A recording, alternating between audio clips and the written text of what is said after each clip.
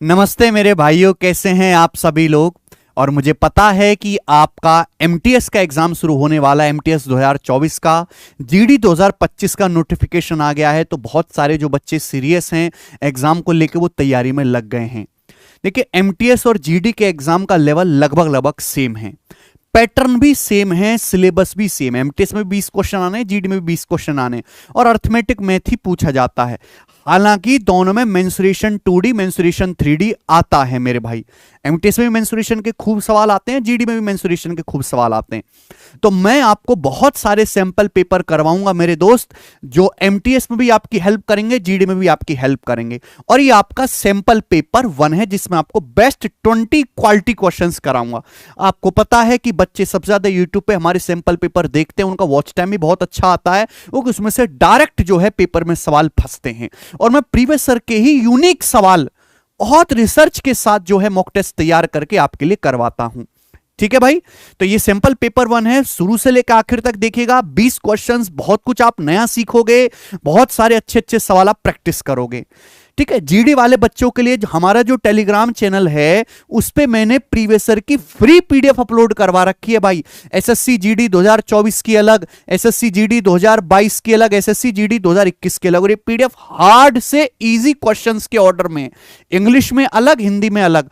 तो भाई कोई बच्चा अगर बुक नहीं ले सकता हमारी, हालांकि हमारी बुक है अलग से जीडी के लिए, ठीक है, लेकिन अगर कोई बच्चा कोई अफोर्ड नहीं कर पा रहा तो ये पीडीएफ जो है यहां से डाउनलोड कर लो। ठीक है, ऑलरेडी 5-5, 6-6 लाख बच्चे जो है ये ले चुके हैं। और कोई बच्चा अगर अफोर्ड कर पा रहा है तो ये जीडी की जो है हमारी प्रीवियस ईयर की जो क्वेश्चंस के कंपाइलेशन की बुक्स है हिंदी में, मैथ्स के लिए अलग, रीजनिंग के लिए अलग।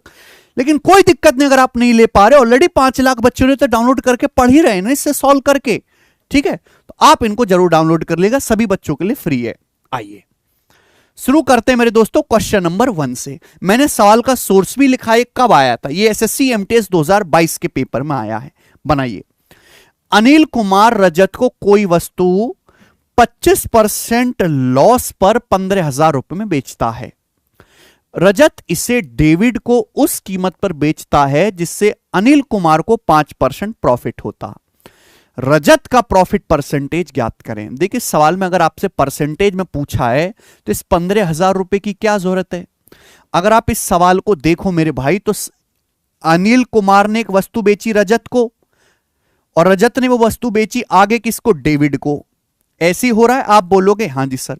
अनिल कुमार रजत को कोई वस्तु 25% लॉस पर बेचता है, यानी कि अनिल कुमार अगर कोई वस्तु 100 रुपए की खरीद के लाया है तो 25% लॉस पर, 100 से 25% लॉस हो गया 25 का, यानी कि रजत को कितने में बेच दी, 75 में। 100 पे 25 का लॉस हो गया, रजत को बेच दी 75 में, यानी कि रजत ने वस्तु 75 में खरीदी।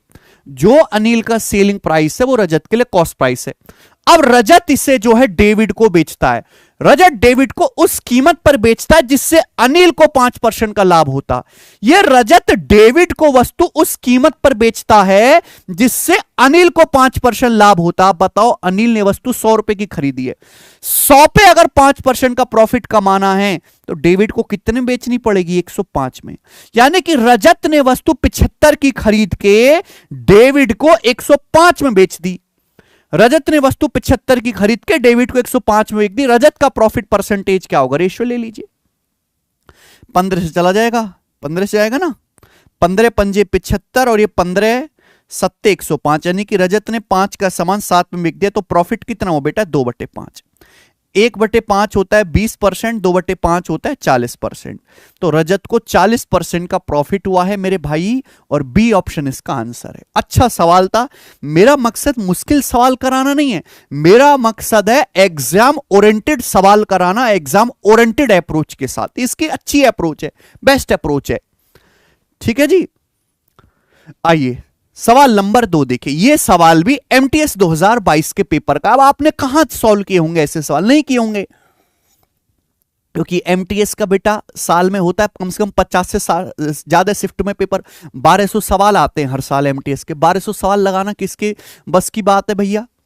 लेकिन 1200 में से अगर मैं अच्छे आपको 150-200 सवाल निकाल के करवा दूं मॉक टेस्ट में, तो कितना फायदा होगा आपका। सवाल नंबर 2 है कंपाउंड इंटरेस्ट चैप्टर से। बोला है कोई धनराशि चक्रवृद्धि ब्याज की दर पर 5 साल में 2.5 गुना हो जाती है यह धनराशि समान ब्याज की दर पर कितने साल में 6 सही 1/4 गुना हो जाएगी? सवाल में बोला है कोई धनराशि 5 साल में 2.5 गुना हो जाती है चक्रवृद्धि ब्याज की दर पे। कितने गुना हो जाती है? 2.5 गुना। यानी कि पैसा 2.5 गुना हो गया, 2.5 गुना आपका पैसा हो जाए, कोई धनराशि 2.5 गुना हो जाते कितने साल में? 5 साल में। 5 साल में पूछा है उस समान ब्याज की दर पे, समान ब्याज की दर से यह धनराशि 6 सही 1/4 गुना कितनी में हो जाएगी?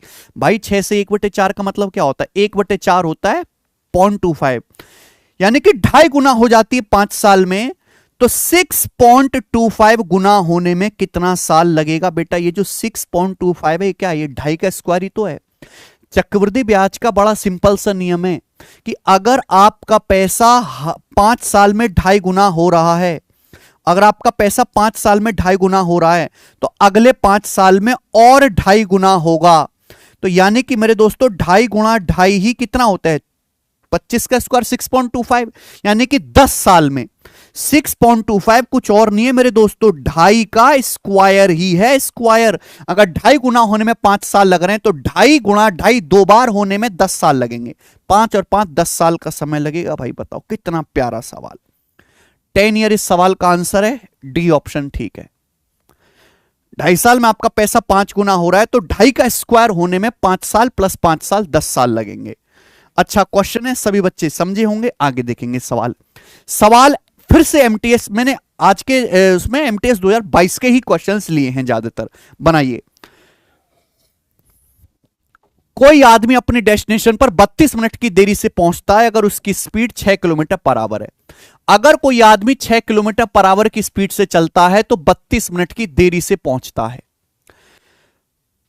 वह आदमी अपने डेस्टिनेशन पर 18 मिनट पहले पहुंचता है। अगर वो आदमी 18 मिनट पहले पहुंच जाएगा अगर उसकी स्पीड 7 किलोमीटर पर आवर है। यानी कि 6 किलोमीटर पर आवर की स्पीड से आप चलोगे तो 32 मिनट देरी से पहुंचोगे अपने डेस्टिनेशन पर। 7 किलोमीटर पर आवर की स्पीड से चलोगे तो जिस समय में, जिस एक्चुअल टाइम में आपको पहुंचना चाहिए उससे आप 18 मिनट पहले ही पहुंच जाओगे। ठीक है जी। इनिशियल पॉइंट से उस डेस्टिनेशन पॉइंट की दूरी क्या है? यानी कि आप जहां से चलना शुरू करते हो डेस्टिनेशन तक, वहां तक की दूरी क्या है? तो बेटा ये सवाल है अर्ली लेट वाला। और ऐसे सवाल को आप रेशियो से भी कर सकते हो, इक्वेशन बना के भी कर सकते हो, पर बेस्ट है फॉर्मूला मेथड। ये सबसे फेमस सवाल है पूरे time speed and distance chapter का, सबसे फेमस सवाल है ये। और जब भी ऐसा क्वेश्चन आए मेरे दोस्तों कि भाई इस स्पीड से गया इतना लेट हुआ, इस स्पीड से गया इतना जल्दी पहुंचा, तो डिस्टेंस जो होगी S1 S2 upon S1 difference S2 into delta T. Delta T मतलब टाइम में डिफरेंस, डेल्टा टी मतलब टाइम में डिफरेंस। पहले क्या स्पीड थी? 6 किलोमीटर पर आवर। अब कितनी स्पीड है? 7 किलोमीटर पर आवर। यहां रखो, S1 की जगह 6 रखो, S2 की जगह 7 रखो, 6 गुणा 7। स्पीड का डिफरेंस क्या आएगा? 6 और 7 का डिफरेंस 1। डिफरेंस आपको लेना है मेरे भाई, ठीक है जी। डेल्टा टी टाइम में डिफरेंस। आप बताओ पहले 32 मिनट की देरी हो रही थी, एक्चुअल टाइम से 32 मिनट देरी हो रही थी, अब आप 18 मिनट जल्दी पहुंच रहे हो, तो टाइम में डिफरेंस कितना है? 32 में से 18 घटाइए, -18 घटाएंगे तो जुड़ जाएगा 50 मिनट। लेकिन आवर में कितना? अगर स्पीड किलोमीटर पर आवर में तो टाइम तो मिनट में नहीं ले सकते, टाइम भी आवर में लेना पड़ेगा, घंटे में। अब मिनट को अगर घंटे में बदलना है तो इसको 50 को 60 से डिवाइड करना पड़ेगा कि 1 घंटे में 60 मिनट होते हैं। तो 50 मिनट टाइम में अंतर है मेरे प्यारे भाई। इसको क्या लिखोगे? 5/6 आवर। स्पीड किलोमीटर प्रति घंटा में तो टाइम भी घंटे में लेना पड़ेगा, 6 से 6 कट गया, यानी कि 7 पंजे 35 किलोमीटर दूरी आ गई। प्रारंभिक बिंदु से जहां आप यात्रा करने जा रहे हो वहां तक की दूरी डी ऑप्शन 35 किलोमीटर है। अच्छा सवाल है, कॉन्सेप्ट ध्यान रखिएगा। और देखिए यही एमटीएस का लेवल है, कोई जो बहुत ज्यादा मुश्किल एमटीएस में आना नहीं है। देखिए ये सवाल जीडी 2024 के पेपर में है, एसएससी जीडी में। कौन करेगा दोस्त? एक मोबाइल पर प्रॉफिट कॉस्ट प्राइस का 250% है। एक मोबाइल पर जो प्रॉफिट है वो कॉस्ट प्राइस लागत मूल्य का 250% है। यदि लागत मूल्य 50% बढ़ जाता है, सेलिंग प्राइस वही रहता है, विक्रय मूल्य नहीं बदलते, तो नया प्रॉफिट परसेंटेज क्या है? देखिए ये है सीपी मेरे दोस्तों, ये है एसपी। सवाल में बोला है, क्या बोला है सवाल में मेरे बेटा, कि प्रॉफिट जो है वो कॉस्ट प्राइस का 250% है। यानी कि अगर कॉस्ट प्राइस 100 रुपए है ना, अगर क्रिय मूल्य 100 रुपए है ना भाई, तो 100 रुपए पे 250% यानी कि 250 प्रॉफिट हुआ।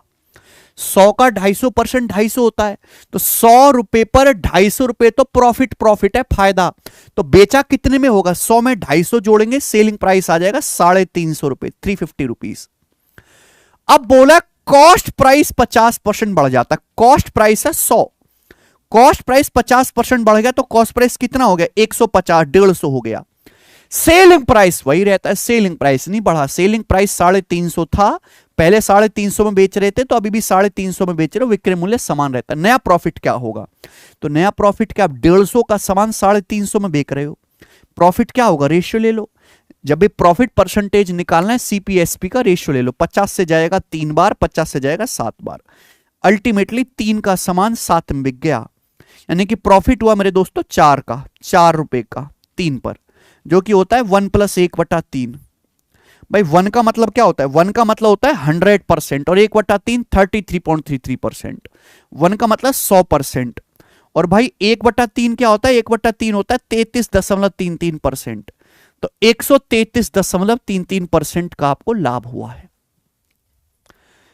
ठीक है, देखो इस लेवल का तो आपको पढ़ना पड़ेगा। आप सोचो कि हम कुछ ना पढ़ें, बात नहीं बनने वाली। ये बताइए बच्चे, सवाल एमटीएस 2022 के एग्जाम में आया है, एमटीएस में अच्छा सवाल है, कतई मुश्किल नहीं है। बोला 5 पुरुष 6 महिलाएं 6 दिन में 10,500 कमा सकते हैं। 8 पुरुष 12 महिलाएं 8 दिन में 24,800 रुपए कमा सकते हैं। 7 पुरुष 10 महिलाएं कितने दिन में 26,500 रुपए कमाएंगे। देखो जब भी ऐसा सवाल देखते हैं बच्चे ना, एक्स वाई मान के इक्वेशन सॉल्व करते हैं। यहां पे 2 इक्वेशन ही तो हैं कि 5 पुरुष 6 महिलाएं 6 दिन में 10,500 कमाते हैं, ये पहली समीकरण है।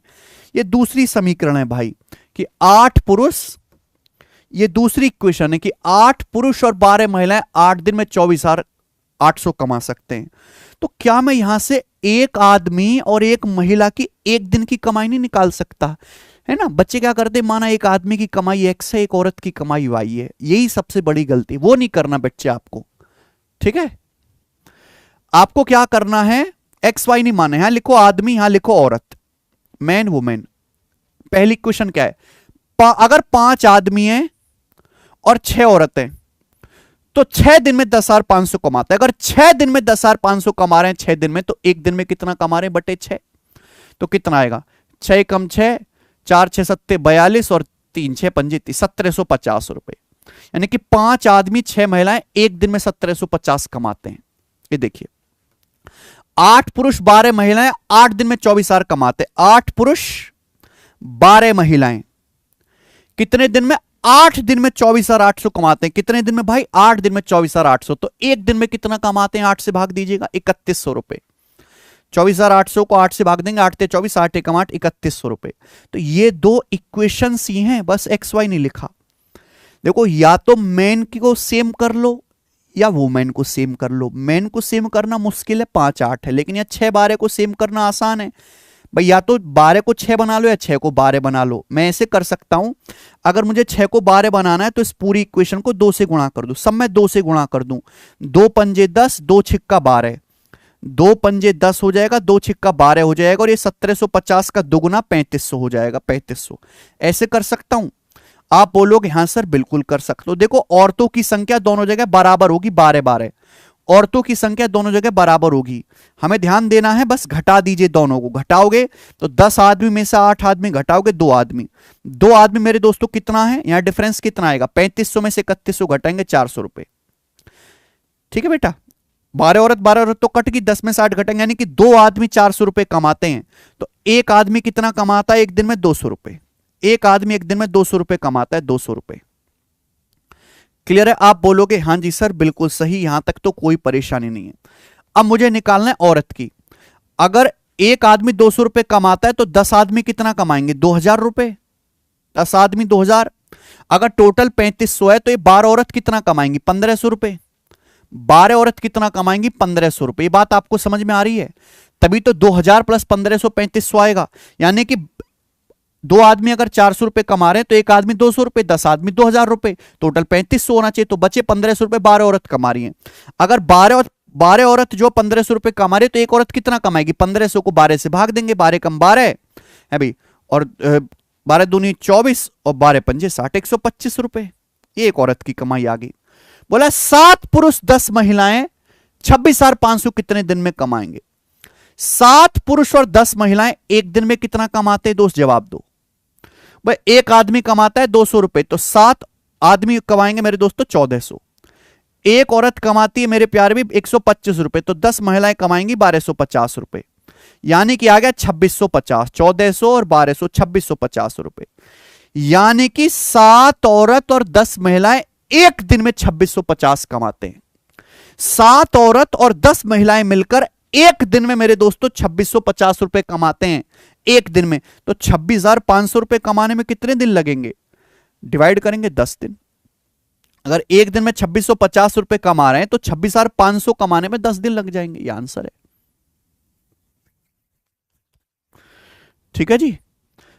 तो ये बड़ा सिंपल सवाल था, इसमें कोई बहुत ज्यादा मुश्किल नहीं थी। आ जाइए सवाल नंबर 6। कौन करेगा दोस्त? एमटीएस का। एमटीएस 2022 के पेपर में सवाल आया है, बोला यह कि 11 बजे वैष्णव ए से बी के लिए निकलता है। मेरे भाई ये देखिए, 11 बजे वैष्णव ए से बी के लिए जाता है और 2 बजे सुमन बी से ए के लिए प्रस्थान करता है। बीच की दूरी 516 किलोमीटर है।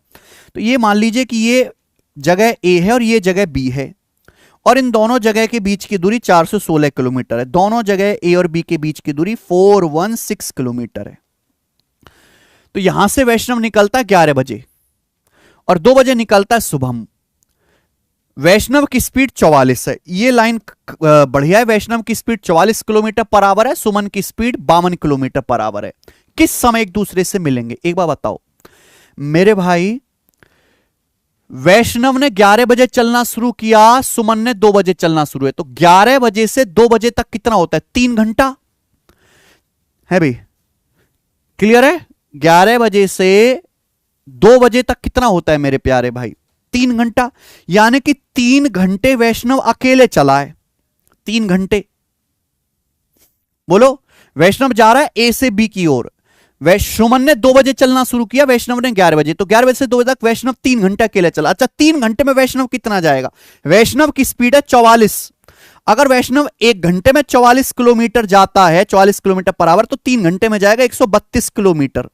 44 से 132, यानी कि ए से वैष्णव में चलना शुरू किया है और 3 घंटे में 132 किलोमीटर ये चल लेगा।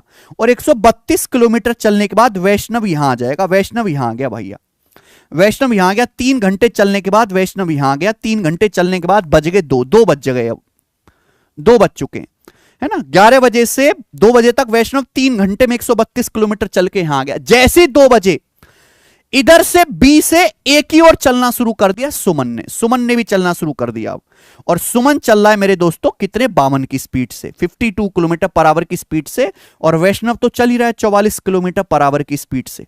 कितने टाइम के बाद ये दोनों लोग मिलेंगे? अच्छा, दोनों के बीच की दूरी कितनी बची है? अब केवल ये दोनों के बीच की डिस्टेंस कितनी बची? टोटल तो 416 है, 132 है। 416 में से 132 घटाओ, 6 में से 2 गया 4 और 11 में से 3 गया 8, और ये आपका आ जाएगा मेरे दोस्तों 284, 284 आ गया, है ना। 284 किलोमीटर।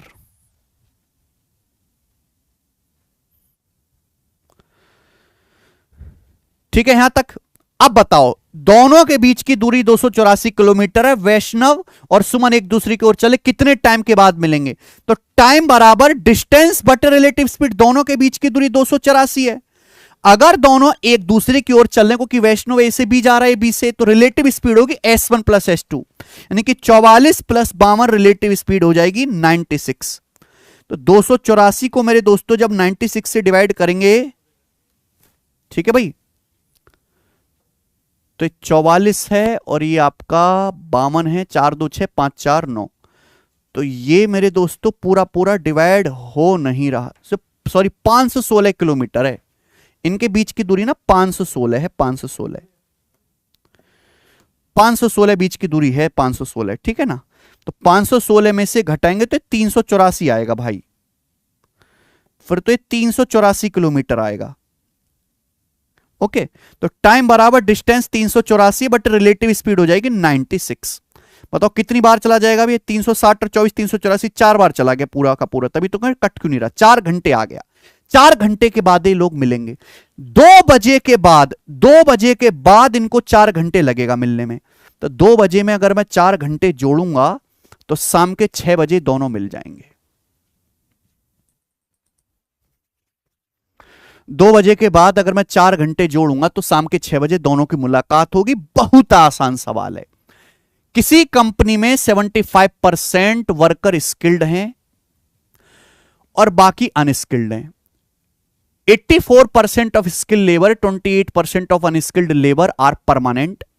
अगर टेम्पररी वर्कर 180 हैं तो आपसे पूछा है कंपनी में कितने वर्कर हैं। बहुत बढ़िया सवाल, एमटीएस के पेपर में क्या क्वालिटी क्वेश्चन है। सवाल में बोला है अगर टोटल कंपनी में अस्थायी कर्मचारी जो टेम्पररी वर्कर 180 हैं तो बताओ भैया कंपनी में कुल कितने लोग हैं।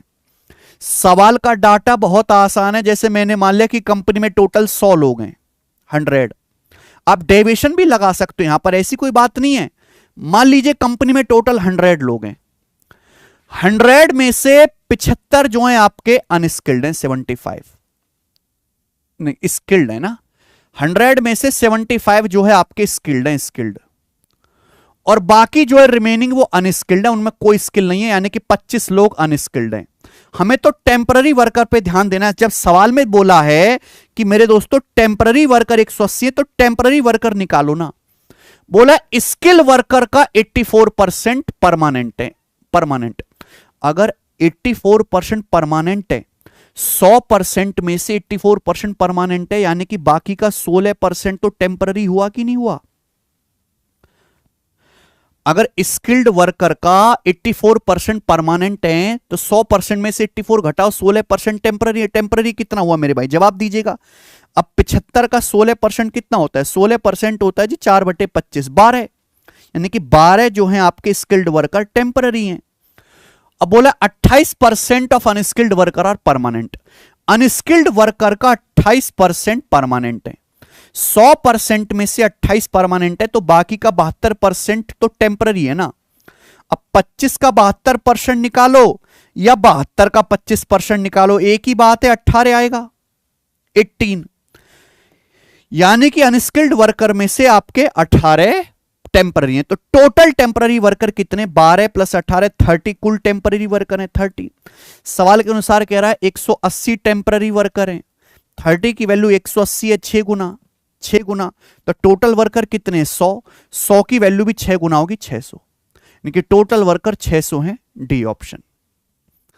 देखो जरूरी नहीं कि आप ऐसे ही करें, ये एक तरीके और भी हैं, पर डाटा आसान है तो 100 मान के करने में कोई बुराई नहीं। और यहां डेविएशन भी लग जाएगा, बच्चे मेरे डेविएशन भी जानते हैं। ये बताइए, फिर से सवाल आ गया प्रॉफिट लॉस का, और एमटीएस का पर्सनल चैप्टर जो है, पर्सनल फेवरेट, वो प्रॉफिट लॉस डिस्काउंट ही है।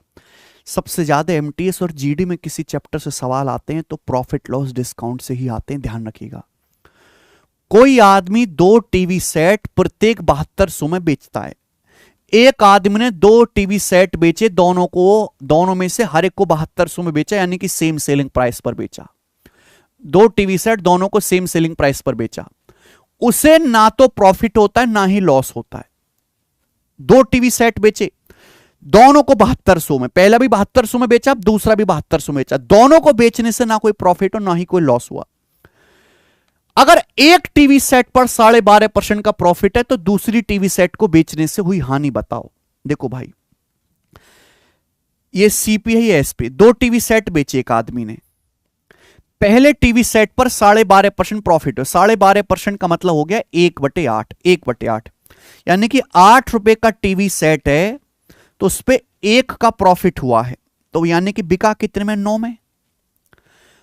अगर पहला टीवी सेट 9 में बिका है तो दूसरा भी 9 का ही बिका होगा, कि दोनों का सेलिंग प्राइस सेम है। इसकी कोई जरूरत नहीं, बस यहां से देखिएगा दोनों टीवी सेट को सेम दाम पर बेचा है।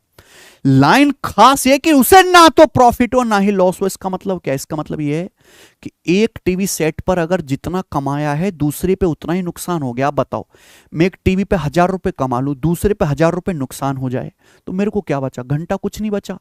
अगर पहले टीवी पे 1 रुपए का प्रॉफिट हुआ है तो दूसरी पे 1 रुपए का लॉस हुआ है। 1 रुपए का लॉस होने के बाद 9 में बिका है तो कॉस्ट प्राइस कितना होगा? 10 रुपए रहा होगा। 10 पे 1 का लॉस होगा तभी तो 9 में बिका। तो 10 रुपए पे 1 का लॉस हुआ, यानी कि कितना आ गया? 10%। 1/10 मतलब 10%। तो दूसरे टीवी सेट पर 10% का लॉस है। D option. ठीक है जी, अच्छा सवाल है और ये डुएबल क्वेश्चन है, डुएबल। आइए मेरे दोस्तों ये बताएंगे। किसी ट्राइंगल का बेस 30% बढ़ जाता है, इसकी हाइट कितने परसेंट बढ़ाई जानी चाहिए कि एरिया 50% बढ़ जाए? बेस 30% बढ़ जाता है, हाइट कितने परसेंट बढ़ानी चाहिए कि एरिया 50% बढ़ जाए? देखो वैसे तो सवाल को करने के तरीके बहुत सारे हैं। अच्छा, ट्राइंगल का एरिया क्या होता है? किसी भी ट्राइंगल का एरिया होता है 1/2 आधार गुणा ऊंचाई, 1/2 बेस गुणा हाइट, ये ट्राइंगल का एरिया होता है।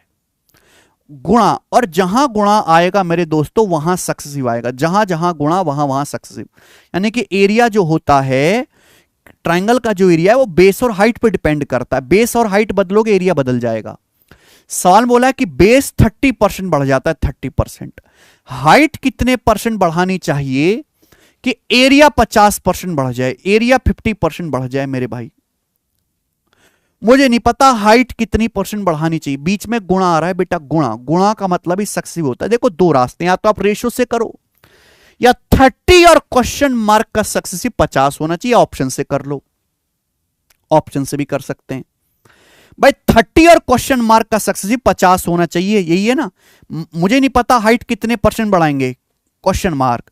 30 और एक्स का सक्सेसिव क्या आएगा? 30 प्लस एक्स प्लस 30 गुणा एक्स बटे 100, यही आएगा बेटा। ये फॉर्मूला होता है। एक्स और वाई का सक्सेसिव क्या होता है? X plus y plus x y बटे 100, x plus y plus x y बटे 100। ये भी तरीका होता है, हालांकि बच्चे लगाते नहीं, पर ये भी आसान तरीका है। 10 और 3 13 हो जाएगा बेटा, 13/10 क्वेश्चन मार्क, ये उधर पहुंच जाएगा मेरे दोस्तों आपका 20, तो आ जाएगा 200/13। ये 200/13 आ जाएगा मेरे भाई। और 200/13 कितना होता है भाई? 200/13 कितना होता है जल्दी से बताओ? 15 बार जाएगा, 195, 5 बचेगा, 13 चौका 52, लगभग 15.4% आएगा, अप्रोक्स 15.4%। D option. इतना तो लिखने की भी जरूरत नहीं थी, आपको केवल समझाने के लिए लिखा। सक्सेसिव 50 करना है, 30 और हाइट कितने परसेंट बढ़ाई? क्वेश्चन मार्क, उनका सक्सेसिव 50% करिए। एक्स वाई का successive x plus y plus x y बटे 100। अगला सवाल आईसीआर टेक्नीशियन 2023 का भाई। देखो एक सवाल मैंने अच्छा लिया है।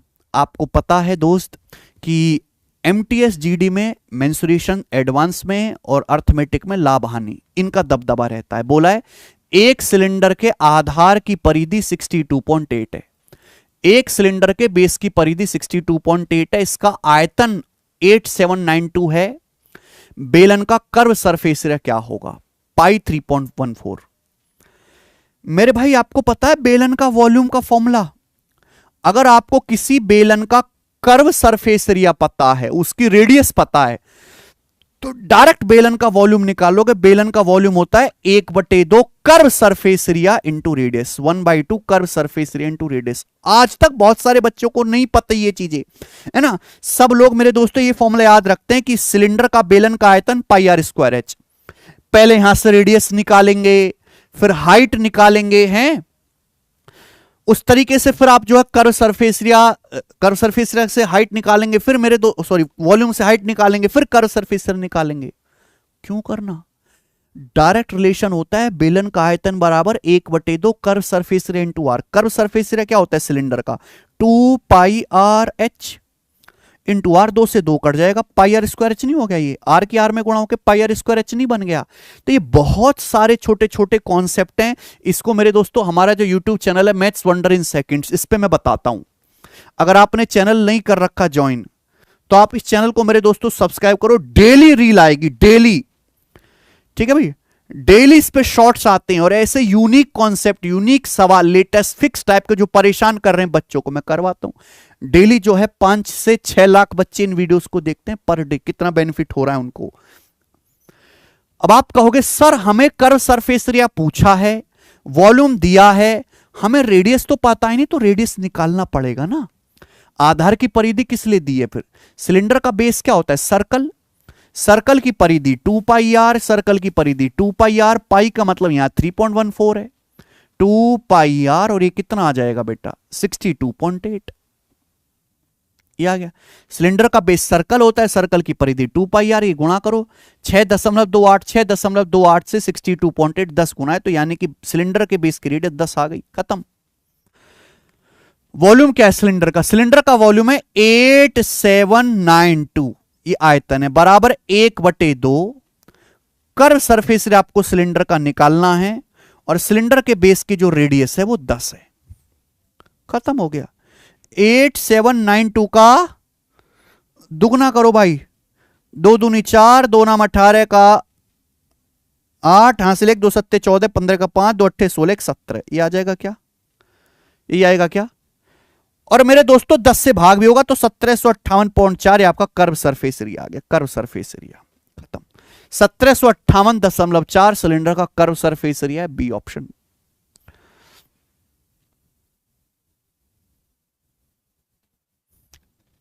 कितनी जल्दी आप कर पाए, लेकिन जल्दी तो तभी कर पाओगे ना जब आपको ऐसे छोटे छोटे कॉन्सेप्ट पता होंगे।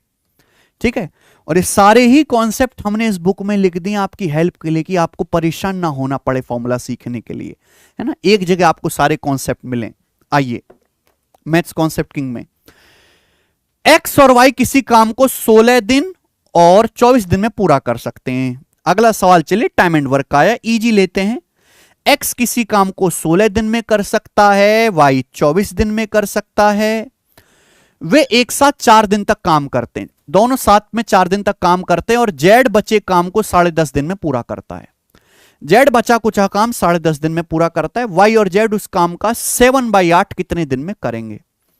तो पहले टोटल काम तो मानो भाई, 16 और 24 दोनों से कटने वाला नंबर 48 आ गया। ये मैंने टोटल वर्क मान लिया कि माना टोटल वर्क 48 है, तो एक्स 48 कुर्सी बनाता है 16 दिन में, एक दिन में कितनी बनाएगा? 3। ये एक्स की एफिशिएंसी आ गई। वाई 48 कुर्सी बनाता है 24 दिन में, एक दिन में कितनी बनाएगा? 2। ये वाई की एफिशिएंसी आ गई। अब बोला ये जेड, वे एक साथ 4 दिन तक काम करते, 4 दिन में कितना काम करेंगे? एक्स और वाई एक दिन में 3 और 2 5 कुर्सी बनाते हैं, एक्स और वाई एक दिन में 5 कुर्सी बनाते हैं, तो 4 दिन में कितनी कुर्सी बना लेंगे जी? 20 कुर्सी बना लेंगे। दोनों मिलकर एक दिन में एक्स 3 बनाता है, वाई 2 5 बनाते, 4 दिन में 20 बना लेंगे, तो बचा काम कितना? 28 काम बचा, ये काम बचा। अब बोला इस बचे काम को जेड 10.5 दिन में करता है, 10.5 दिन में। अगर इस बचे काम को जेड 10.5 दिन में करता है, तो एक दिन में कितना काम करता है जेड? 10.5 का मतलब 10 दूनी 20, 21/2। अगर 28 कुर्सी 10.5 दिन में बनाई है, तो एक दिन में कितना बनाई है? 21/2 से डिवाइड करना पड़ेगा, है भाई। तो 7 चौक 28 और 7 21, ये 2 ऊपर जाएगा 8/3, 2 की तो यहां गुणा हो जाएगी ना, 4 दूनी 8/3, यानी कि जेड की एफिशिएंसी 8/3 आ गई। और ये जो इतनी जो भसड़ दे रखी थी, वो केवल इसलिए दे रखी थी कि आप जेड की एफिशिएंसी निकाल पाओ 8/3। अगर जेड 28 कुर्सी 10.5 दिन में बनाता है, तो एक दिन में कितना बनेगा? डिवाइड कर दीजिए, 8/3 आ गया। अब यहां मुझे इससे कोई मतलब नहीं है। बोला वाई और जेड 7/8 भाग कितने दिन में करेंगे टोटल काम का? टोटल काम है 48। अगर हमें 48 का 7/8 काम करना है, तो 48 का 7/8 कितना होता है? 8 6 48, 6 7 42। तो 42 कुर्सी बनाने में वाई और जेड को कितना समय लगेगा? वाई की एफिशिएंसी 2 है, वाई की एफिशिएंसी 2 है, जेड की एफिशिएंसी 8/3 है। तो दोनों मिलकर एक दिन में कुर्सी बनाएंगे 14/3।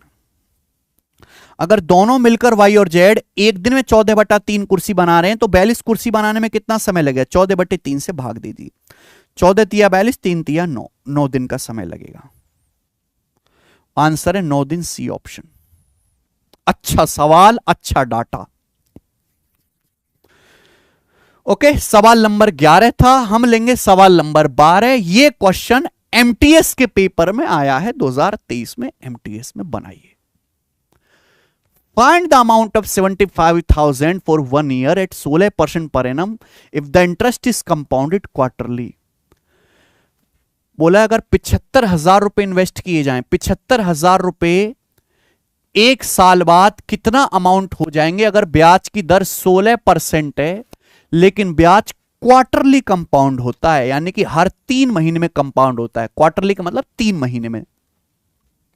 अमाउंट आपसे पूछा है, अमाउंट कैसे निकलेगा? प्रिंसिपल तो है 75,000, अगर मैं ब्याज निकाल लूं, ब्याज ऐड कर दूं। अब आप मुझे बताओ, अगर समय 1 साल है, 1 साल का मतलब होता है 12 महीने।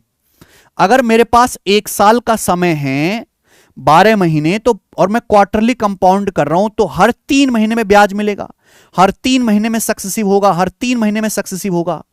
बताओ बच्चों, अगर ब्याज 1 साल में 16% है, 12 महीने में 16% ब्याज है, तो एक क्वार्टर यानी कि 3 महीने में कितना ब्याज होगा?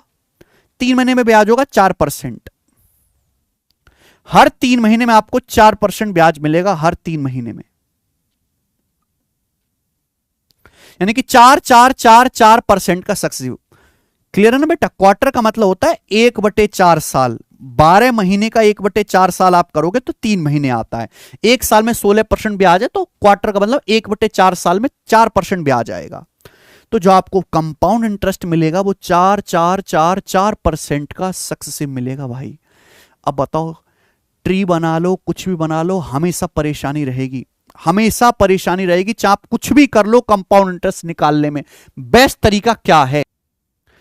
ठीक है भाई, देखो यहां पे मैंने ना गोल्डन रेशियो पढ़ा रखा है, ये हमारी कॉन्सेप्ट किंग बुक है, इसमें मैंने कॉन्सेप्ट लिख रखा है कि अगर आपको 4 साल का सीआई निकालना है तो 4-6-4-1 4-6-4-1 4-6-4-1 इस रेशियो का इस्तेमाल करो। कैसे इस्तेमाल करना है? चाहे आपको यहां पे मेरे दोस्तों भाई 4 साइकिल चल रही है ना, 3-3 महीने की 4 साइकिल, 4 साइकिल के लिए जो मैं रेशियो इस्तेमाल करूंगा वो 4-6-4-1 करूंगा। मैं ट्री बनाऊंगा या मैं कोई और तरीका लगाऊंगा, कैलकुलेशन बढ़ेगी। प्रिंसिपल कितना है? 75,000 रुपए।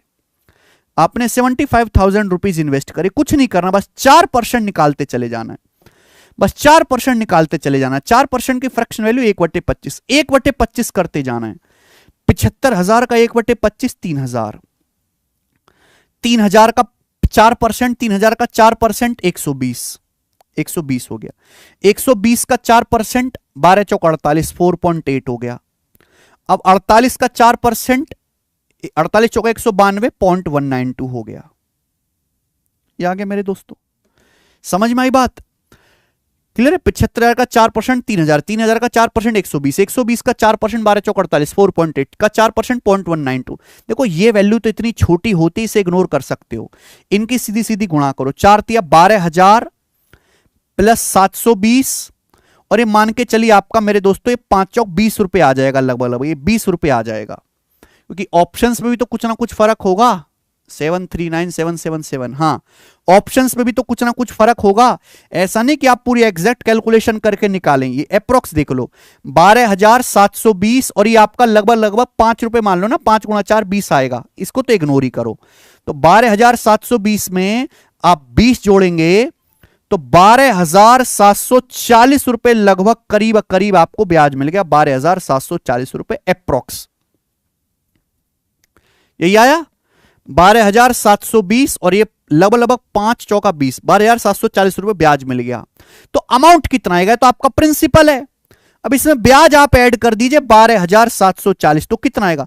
87,000, 87,000 आएगा। पहली बात तो 87,740 आएगा, 87,900 है, 87,740 के करीब ये वाला ऑप्शन है, डी ऑप्शन,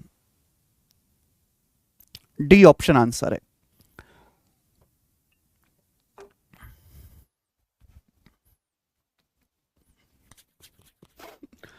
देख लीजिए आप, 87,740 के नजदीक एक ही आंसर है, डी, और यही मेरा ठीक ठीक होगा भाई। और ये बेस्ट तरीका है ऐसे सवालों को करने का। और ये जो ऑप्शन दे रखे हैं ये भी कोई एग्जैक्ट नहीं है कि आप यहां यूनिट लगा लो कि सर डिजिटल सम लगा लो, नहीं, ये आंसर भी अप्रोक्स दिए।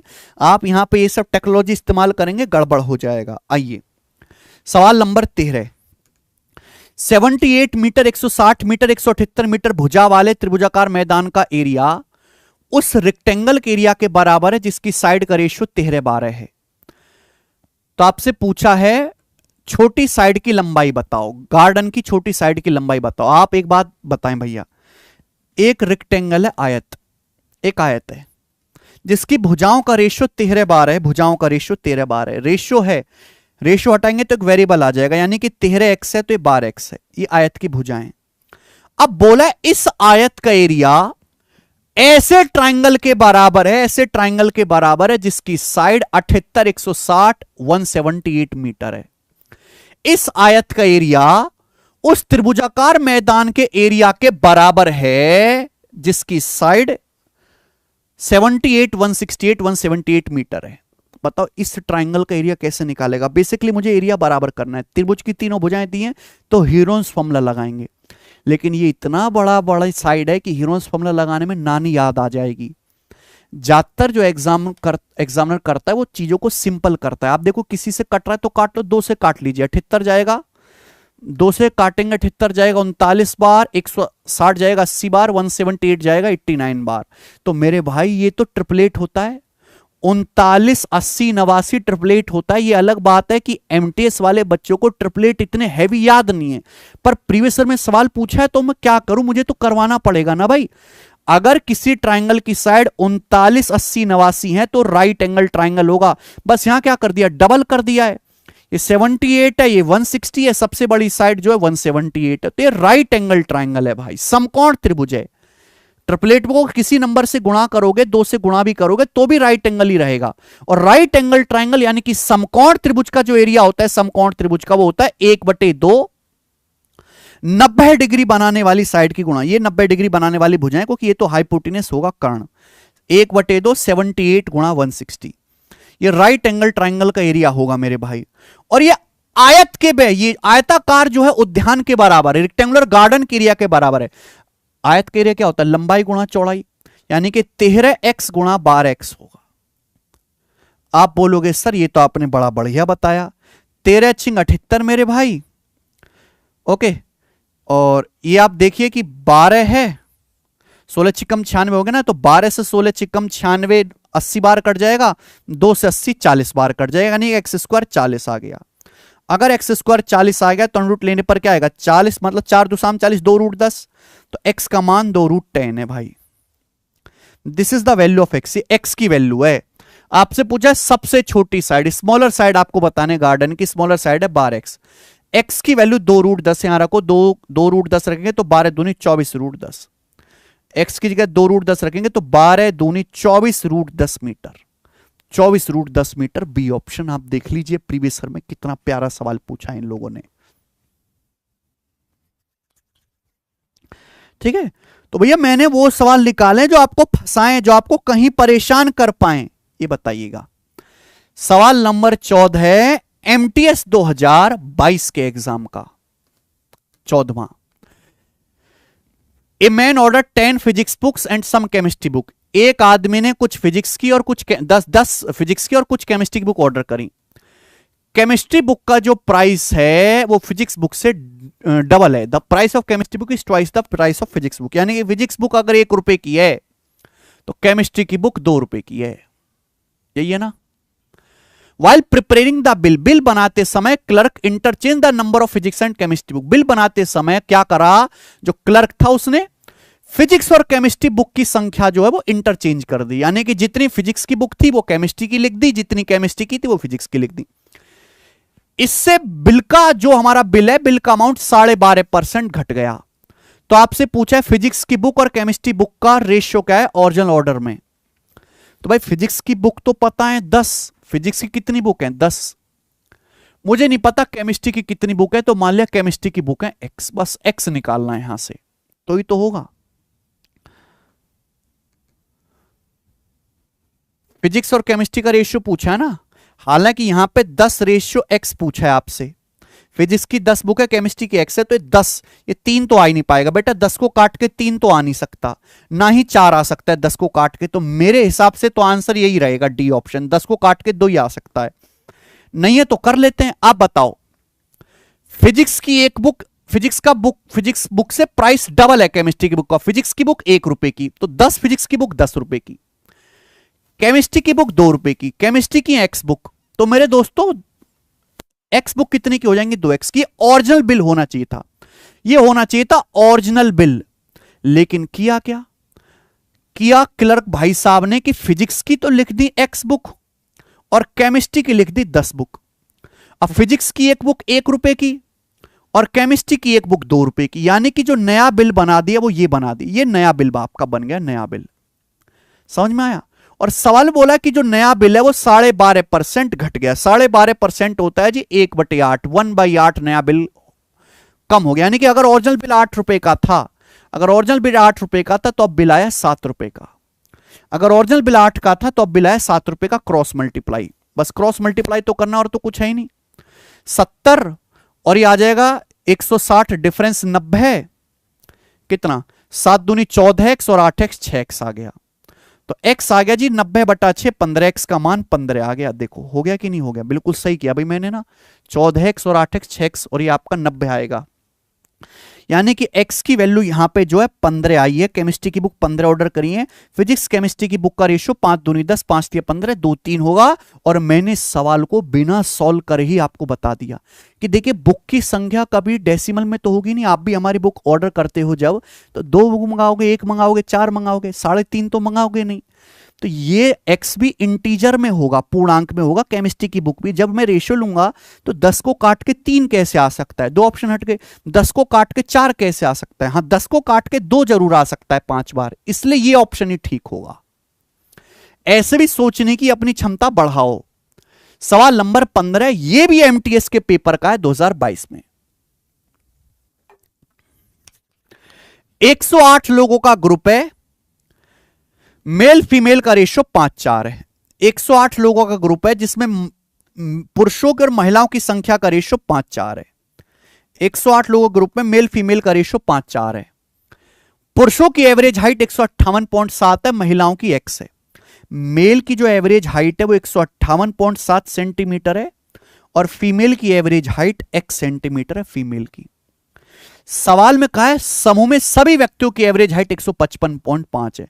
पूरे ग्रुप की जो एवरेज हाइट है वो 155.5 सेंटीमीटर है, पूरे ग्रुप की, यानी कि मेल प्लस फीमेल मिलाकर एवरेज हाइट 155.5 है। एक्स का मान ज्ञात करें। सवाल एलिगेशन से भी हो जाएगा, मैं मना नहीं कर रहा, एलिगेशन लगाओगे। ये सवाल एलिगेशन का है। मेल फीमेल की संख्या का रेशियो दे रखा है कि भाई मेल और फीमेल की संख्या का जो रेशियो 5:4 है।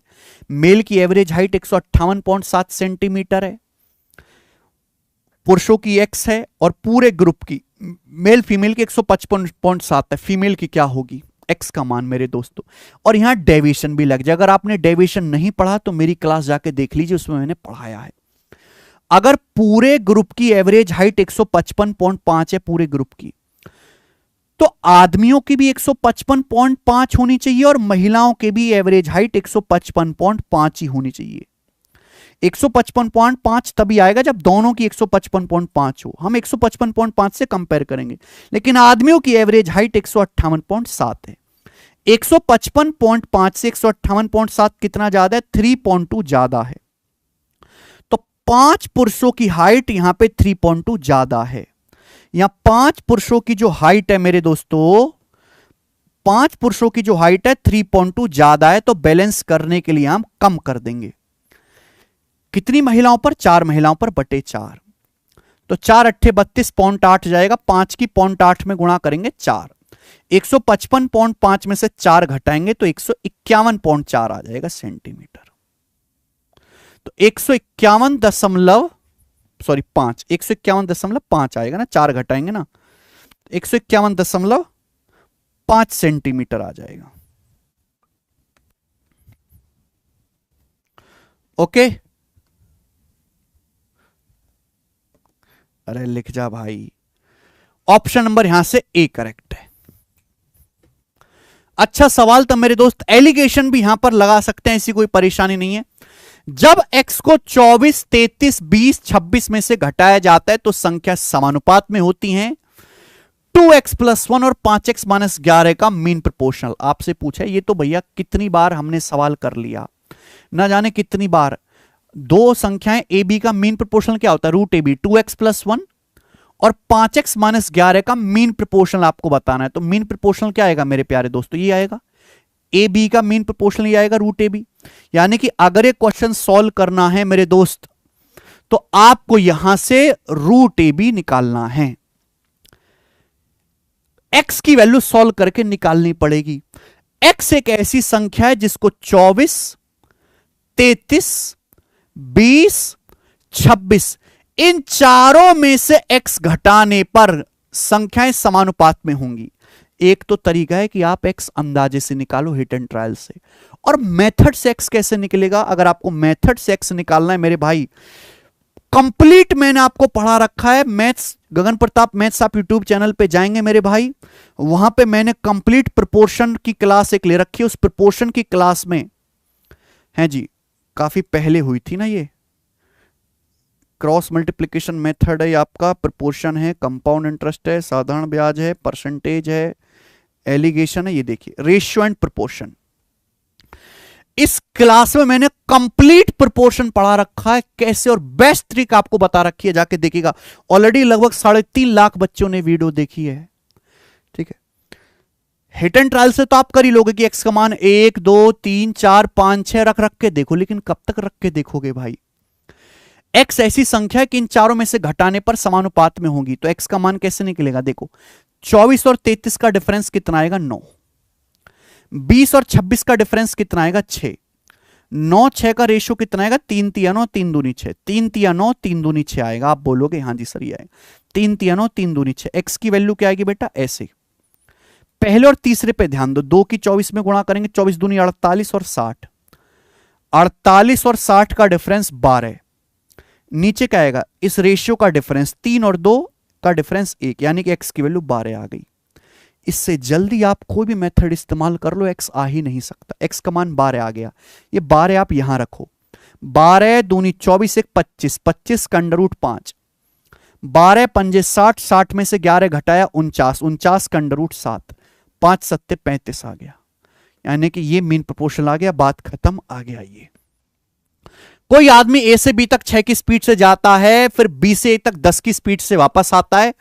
ए से बी जाने और वापस बी से ए तक, व्यक्ति द्वारा ए से बी और वापस बी से ए तक जाने में लगने वाले समय का अनुपात क्या है। बहुत बढ़िया सवाल भाई, ये मुझे लगता है आज का मॉक टेस्ट का सैंपल पेपर का सबसे आसान सवाल होगा। कोई आदमी ए से बी तक जाता है 6 की स्पीड से, फिर वापस आ जाता है 10 की स्पीड से, तो आदमी ने डिस्टेंस सेम चली है, ए से बी तक डिस्टेंस सेम है। अगर डिस्टेंस सेम है तो स्पीड टाइम का रेशियो उल्टा होगा। अगर ए से बी तक गया 6 की स्पीड से है, आया 10 की स्पीड से है, तो स्पीड का रेशियो कितना है, 2 तिया 6, 2 पंजे 10, 3 5। तो ए से बी तक जाने में और वापस आने में जो टाइम लगेगा, टाइम का रेशियो उल्टा होगा, 5 3। ये आंसर है, खत्म। अगर स्पीड का रेशियो 3 5 है तो जाने आने में जो टाइम लगेगा, टाइम का रेशियो उल्टा होगा, 5 3। मेरे भाई सवाल में कुछ था ही नहीं, ये चित्र वित्र कुछ नहीं बनाना, ये रहा इसका सबसे आसान सवाल था ये। आइए, एक्स किसी काम को 40 घंटे में कर सकता है, वाई एक्स से 25% मोर एफिशिएंट है, जेड वाई से 28% मोर एफिशिएंट है। एक साथ मिलकर एक्स वाई जेड काम कितने घंटे में कर लोगे। तो मेरे भाई इस सवाल में आपको एक्स वाई और जेड की एफिशिएंसी के बारे में बताया है, एफिशिएंसी के बारे में ये तो बताया है। क्या बोला है, बोला ये एक्स किसी काम को 40 घंटे में कर सकता है, वाई की जो एफिशिएंसी है एक्स से 25% ज्यादा है। वाई की एफिशिएंसी एक्स से 25% ज्यादा है, 25% मतलब 1/4। एक्स की एफिशिएंसी अगर 4 है तो वाई की एफिशिएंसी 5 है, 5। अब बोला है जेड वाई से 28%, जेड वाई से 28% मोर एफिशिएंट है। जेड की जो एफिशिएंसी है वो वाई से 28% ज्यादा है। देखो या तो आप अलग रेशियो बनाओ या इसी में कर लो, इसी में कर लेते ना। जेड की जो एफिशिएंसी है वाई से 28% ज्यादा है, वाई से। अब बताओ 5 का 28% कितना होता है, 28 पंजे 140, 140%, 140/100 1.4। 5 का 28% क्या होता है 1.4, तो 5 से 1.4 ज्यादा कितना आ जाएगा 6.4। अगर मैं 5 से 1.4 ज्यादा करूंगा तो 6.4 आ जाएगा 6.4, यानी कि मैं कह सकता हूं कि जेड की जो एफिशिएंसी है वो 6.4 है, 6.4 है। ये एक्स वाई जेड तीनों की एफिशिएंसी आ गई। अब सवाल में बोला है कि भाई एक्स जो है उस काम को 40 घंटे में कर सकता है, एक्स जो है 40 घंटे में काम कर सकता है, तो भाई एक्स जो है 1 घंटे में कितना काम करता है 4, एक्स 1 घंटे में 4 काम करता है, तो 40 घंटे में कितना काम करेगा भाई मल्टीप्लाई बाई 40 से आपका टोटल वर्क आ गया। टोटल वर्क एक्स 1 घंटे में 4 कुर्सी बनाता है, 40 घंटे में कितना बनाएगा 40 से गुणा, टोटल वर्क आ गया। अगर ये टोटल वर्क आ गया भाई तो मुझे बताओ तीनों मिलकर काम कितने घंटे में करेंगे। अगर तीनों मिलकर काम करते हैं एक्स वाई जेड तो तीनों की एफिशिएंसी क्या होगी 4 + 5 9 और 6 15.4। तीनों की जो एफिशिएंसी है x plus y plus z की, x plus y plus z की, वो 15.4 है। तो तीनों मिलकर करेंगे भाई 15.4 एफिशिएंसी के साथ काम इतने घंटे में। टोटल को 15.4 से डिवाइड करो, दशमलव से जाएगा 0 और ये मेरे दोस्तों कटेगा भी, ये तो 2 से कट जाएगा ऊपर नीचे, 1600 का आधा 800 और 154 का आधा 77, आगे नहीं कटेगा, ये 800/77 घंटे आ गया। यानी कि तीनों मिलकर काम करेंगे 800/77 घंटे में, ए ऑप्शन देख लीजिए। अच्छा सवाल है, ये सवाल नंबर 18 था। अब आप मुझे बताओ सवाल नंबर 19 जो कि है बोर्ड मास का। बोर्ड मास का एक क्वेश्चन है, what is the simplified value, इसकी सिंप्लीफाइड वैल्यू क्या है। आपको पता है कि बोर्ड मास के सवाल लगातार आ रहे हैं। पहले हम क्या करते हैं, पहले हम ब्रैकेट सॉल्व करते हैं। बताओ ये कितना आएगा जल्दी से, 5 से 5 2/32 आएगा, 1/16, 1/16 आ गया, ये 2 से 32 16 बार कट जाएगा। अब एक सही 1/16 में से अगर मैं 1/16 घटा दूं तो 1 बचेगा, 1। ये देखो 5 से 5 घट गया, 2 से 32 16 बार, 1/16 आ गया। एक सही 1/16 में से अगर मैं 1/16 घटाऊंगा तो 1 ही बचेगा, 1 आ गया। अब ये पहले ऑफ सॉल्व होगा, ऑफ 7 7 49, ये आ गया बेटा 21/50। अब 1/3 को 21/50 से डिवाइड करेंगे तो उल्टा हो जाएगा जी 50/21, यानी कि आ जाएगा 50/63। ये 50/63 आ गया और ये प्लस का 2। अब ये ब्रैकेट सॉल्व होगा, 19 चौका 76/63, ये आ जाएगा 76 माइनस का 76/63। कुछ बचा क्या, ये देखिए 50 और 76 कितना आ जाएगा 126, 126/63 कितना आ जाएगा 2, माइनस का 2 आ जाएगा, -2 से प्लस का 2 कैंसिल आउट हो लिया तो बचा क्या 1 बचा। तो अपने आप सिमटता चला जाएगा सवाल, 1 इसका आंसर है, डी ऑप्शन मेरे भाई 1, ठीक है ना। तो बोर्ड मास के सवाल से तो घबराना होता ही नहीं है, बस आप करना शुरू करो, जल्दी जल्दी निपट जाएंगे भाई। और कंफर्म है एमटीएस के पेपर में तो आना ही आना है। अब लास्ट सवाल है मेरे दोस्तों यहां पर आपका काय का ये सवाल, ये है डीआई का, बताओ दिख रहा है, स्टडी करो इस और आंसर दो। The number of people in company working in various field, total number of people working 2800। इस पाई चार्ट में बताया गया है, ये पाई चार्ट है, इस पाई चार्ट में बताया गया कि बहुत सारे जो हैं क्या हैं, ये फील्ड है, सर्विस है, आईटी है, सेल्स है, एचआर है, डिजाइन है, और जो टोटल नंबर ऑफ वर्किंग है इस कंपनी में वो 2800 है। फिर ये टेबल क्या बता रही है, इस टेबल में बताया गया कि इन सभी फील्ड में परसेंटेज ऑफ फीमेल, महिलाओं का परसेंटेज क्या है, कि भाई आईटी में 45% महिलाएं, सेल्स में 40% है, एचआर में 75% है, डिजाइन में 60%, इस तरीके से बताया गया। तो आपसे पूछा सेल्स और आईटी में पुरुषों की संख्या क्या है, सेल्स और आईटी में पुरुष कितने हैं, सेल्स और आईटी में आप बताओ। ये रहा सेल्स और ये रहा आईटी, लेकिन सेल्स और आईटी में फीमेल अलग अलग है ना। सेल्स में फीमेल कितनी है 40% और आईटी में फीमेल है 45%। फीमेल का परसेंटेज आपको बताना है। सेल्स और आईटी में पुरुष कितने हैं, बढ़िया सवाल। अब आप बताओ, इस पाई चार्ट में बताएगा कि किस किस डिपार्टमेंट में कितने कितने लोग काम करते हैं, लेकिन ये बताया डिग्री में। आप पता है पूरा जो होता है ना सर्कल वो 100% होता है, और जो पूरा जो डिग्री होता है वो एक 360 डिग्री होता है, यानी कि 3.6 डिग्री जो है वो 1% के बराबर है। ध्यान रखिएगा 1% के बराबर। तो 108 डिग्री जो वो 30% के बराबर है, 30%। यानी कि टोटल इंप्लॉय का 30% आईटी सेक्टर में है। और सेल्स कितना है? अगर 3.6 1% के बराबर है तो 36 दूनी 72, यानी कि सेल्स में 20% लोग काम करते हैं। 20%, 20% लोग सेल्स में काम करते हैं, 20%। अगर 3.6 1% के बराबर है तो 3.6 का 30 गुना है, 36 से 108, 30% के बराबर। सेल्स में कितने लोग काम करते हैं? 20%। देखो या तो आप ऐसे कर लो कि भाई यहां पे हम आईटी का अलग निकाल लेते हैं और मैं सेल्स का अलग निकाल देता हूं, आईटी अलग सेल्स अलग। आईटी में कितने लोग काम करते हैं? 30%। और 30% में से 45% फीमेल हैं। 30 में से 45% फीमेल हैं, तो बाकी का 55% तो मेल है ना। मैं एग्जैक्ट भी कर सकता था। सेल्स में कितने लोग काम करते? सेल्स में काम करते 20%, और उन 20% में 40% आपकी फीमेल है, तो यानी कि बाकी का 60% तो मेल है ना।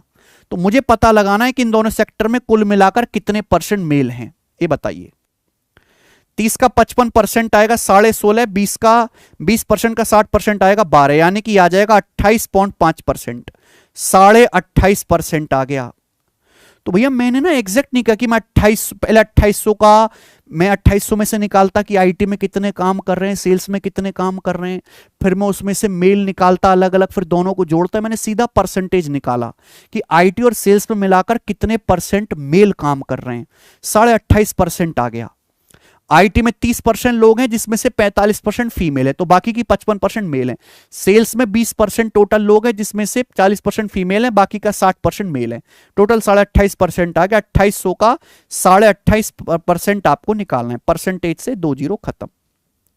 तो 28 गुणा 28 784, और 28 का आधा 14, यानी कि कितना आ जाएगा? ये 798 आ जाएगा। 798, और ये आंसर है। और ये वाकई में अच्छा सवाल है भाई, 798 बी ऑप्शन। ठीक है, जरूरी नहीं मेरे प्यारे दोस्त कि यही एक तरीका, आप एग्जैक्ट भी कैलकुलेशन कर सकते, पर मुझे सुटेबल लगा। देखो ये वाली चीज ना, ये चीज दिमाग में आप कर सकते हो दोस्त, लिखने की जरूरत है ही नहीं। अच्छा क्वेश्चन था, और ये आपका कंप्लीट सैंपल पेपर है जो मैंने आपको बताया। आपको कैसा लगा, इसमें सवालों का लेवल कैसा लगा, आपने कौन कौन सी नई बातें सीखी, वो मुझे कमेंट्स में जरूर बताएं। आप चाहते हो कि मैं और भी सैंपल पेपर सॉल्व कराऊं, डेली सॉल्व कराऊं, तो उसके लिए आपको इस वीडियो को बहुत ज्यादा शेयर करना पड़ेगा, लाइक करना पड़ेगा। लाइक करिए मेरे दोस्तों। बहुत सारे बच्चे इस खुन्नस में रहते हैं कि हम लाइक कर देंगे, शेयर कर देंगे तो कंपटीशन बढ़ जाएगा। अरे भाई, इसका मतलब अपने आपको दूसरे से कमतर मान रहे हो, वो मत करो। ठीक है, इसमें कतई कंजूसी मत करो। शेयर करेंगे वीडियो को मेरे भाई, और दूसरे सैंपल पेपर के लिए इंतजार करें। बहुत बहुत धन्यवाद वीडियो देखने के लिए। Bye bye.